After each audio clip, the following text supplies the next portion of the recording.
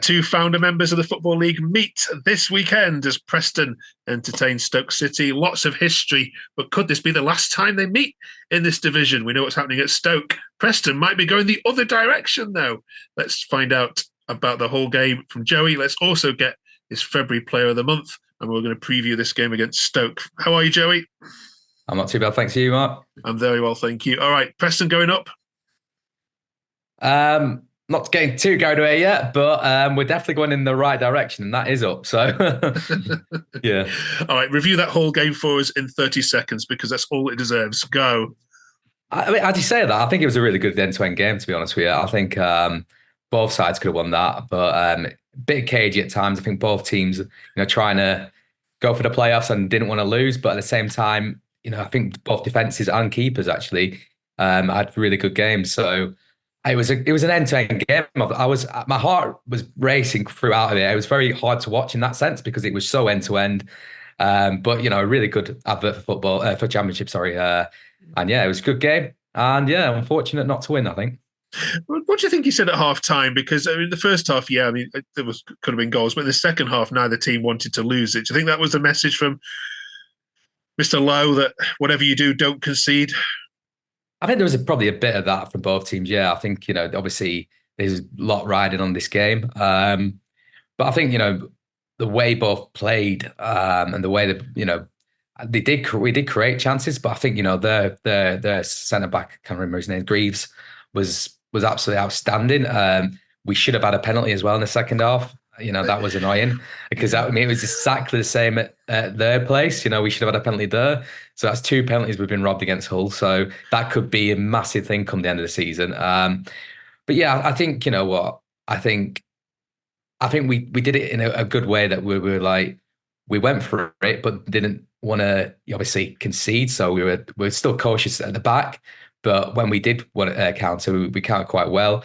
But we were just so hard to get past that great wall of Hull's defense line. So, and when we did, their keeper made a couple of good saves. So yeah, I don't think we can be too harsh on our tactics because I think we did try to win the game. I think we probably rode more on us trying to win it because Hull they're above us and they just needed to sort of not lose. But I think we did think we've got to win here.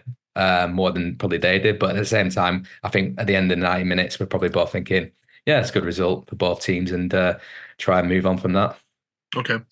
Preston's home fixtures to Mm. follow then. We'll talk about Stoke in a second, but after Stoke, you've got Rotherham, Huddersfield, Norwich, and then to finish off with Leicester, who may or well be promoted by then. So there is no reason why you can't now go for the rest of the season undefeated at home and picking up maximum points in pretty much nearly every them fixtures. Tell me I'm wrong. This is Preston. So yes, you are wrong. We've seen it before. We get to this sort of stage of the season. We always put a bit of a run, which we're on at the minute. However, I do think there is a bit different, especially compared to the run at the start of the season where, to be honest with you, we did fluke it. And, I think there's when people were saying we're in the wrong position, they were pretty much accurate on that. Actually, I think, like I say, we dominated, if anything, the whole game. I think it was quite tight, but if anyone deserved to win, it was us.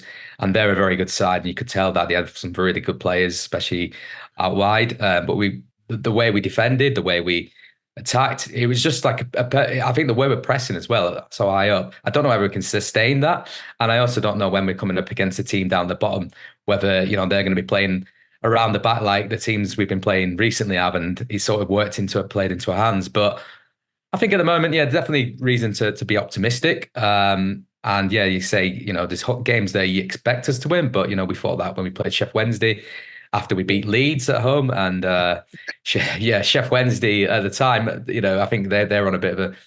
They've not only done this sort of turnaround in form sort of after they played us, and I think we've given them the little confidence boost to do that. But yeah, I think on paper it looks good, but the Norwich game will be massive, I think, for us. I think that actually could be the game. We've played a few of these where it gets to about 42, 41 games, and we play a team around us. And that's the big game. And it's like whether normally we do bottle that game and that's us out of the picture. So it's that Norwich game could be absolutely crucial. Like you say, I think Leicester might be out of it, although at the moment. They're bottling it themselves. So I don't know. I'm hoping that the are on the beach more then, but it's looking less and less likely at the minute. All right, let's start to Liam then. Thanks for Joey. This is one of the most played fixtures in the Championship. Both of these teams, Liam, have been stuck in the Championship for many, many years. So you know Preston very well. What did you make of them when they visited your place and came away with a 2-0 win back in September when the season was fresh and Stoke were being picked to win the league? So, I mean, Joey said when they were on that run of form at the time that they fluked it, but I thought they had a really good game against us at our place. Scored 2 quick fire goals. I think it's either one just before half time and one after, or both just after. But they were pretty comfortable through the game, to be honest. Yeah, they played really well. I mean, Alex Neil was the manager, so I don't know what we're expecting. But yeah, they played well. They played well at our place, worthy of the win. Fair enough. What sort of Stoke side are going to rock up to Deepdale this time round then, Liam? Obviously, we'll chat on your channel in a bit about the victory this weekend, but you're in good shape? I think so. It depends, doesn't it? Like we said, Schumacher likes a bit of a tinker with the players. 3-game week, so as much as we all want to keep a winning team, I don't think it's viable in this day and age. I can't see many teams keeping the same 11 for 3 games in a row, but he's sort of taking the risk. If we go off the Middlesbrough game, he's taking the risk out of the play. Played a lot more simple, so that's all he's got to do. I think if he keeps the risk out of the game, what he's been doing, and keeps a standard side out, he should be all right. So okay. Yeah, I'm hoping at least tough to beat. All right, let's get some score predictions from you both then. Preston against Stoke again. What do you reckon, Joey? I think I'm going to go for a bit of another cagey affair, actually. Obviously, Lowe and Schumacher know each other. I think they'll probably try and cancel each other out in that sense. I'm going to hope that we can nick it, though. Get our clinical boots back on after missing a few good chances last week. And 1-0 I'm going to go for. Okay, brilliant. Liam? I'm going to go for a 1-0 win for us. Just got to start picking up points, really. Winning one game every now and again is fine, but you're going to start picking some points up, especially when it's absolute chaos down the bottom of this league. So sooner you can get out of it, the better, because it's only just going to get worse and worse as time goes on. I love it. The neutral loves it. Sorry, but we absolutely love this league. All right, Joey, February Player of the Month then for you. I think it's only going to go to one person, isn't it? I think it has to. I mean, he's even been nominated for the PFA Championship Player of the Month. So I think if I ignored Neil Reese and how he's transformed himself from before the injury, and never mind after the injury, he's only come back from a really long-term injury, and to play how he has been doing, the high pressing, this winning balls from really dangerous areas, creating chances everywhere, and scoring. I think 4 and 4 was it. So yeah, I mean, you can't look beyond Emil Reese. Although I'll give a little special shout out to Freddie Woodmoon, who I've criticised quite a lot on this channel this season anyway, who's managed. I think he's kept 2 of maybe even 3 clean sheets in the month, and you know what, he actually probably was our best player on against Hull. So little shout out to him. I know that it wasn't quite February, but the game at Hull, but he played a few other good games. So yeah.